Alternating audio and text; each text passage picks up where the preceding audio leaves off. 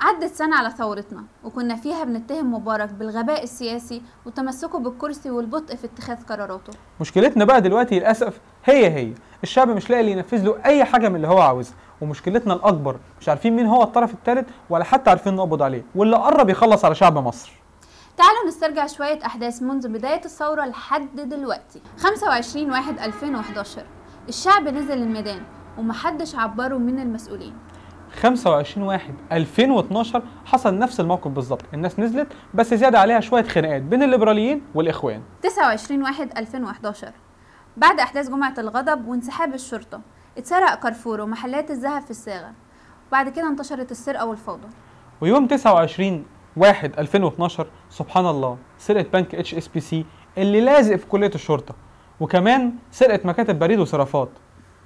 1 فبراير 2011 الرئيس المخلوع قال أنا أو الفوضى، والأول مرة بيوعد ويوفي.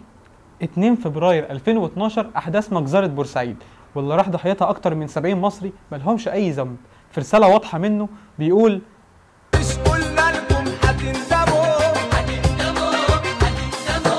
والغريب بقى ان كل الكوارث دي حصلت السنة اللي فاتت في ظل غياب الشرطة وانسحابها، بس السنة دي بقى هقول لكم مفاجأة خطيرة، وان احنا عندنا وزارة داخلية. وزارة الداخلية دي بتعمل كمان على الطرق وبتشوف الرخص، وبالنسبة للبنات ممكن بيبقى ارقام تليفوناتهم بدل رخص، يعني الناس ما بتدققش، وكمان عاملين شغل عالي جدا في الكمائن.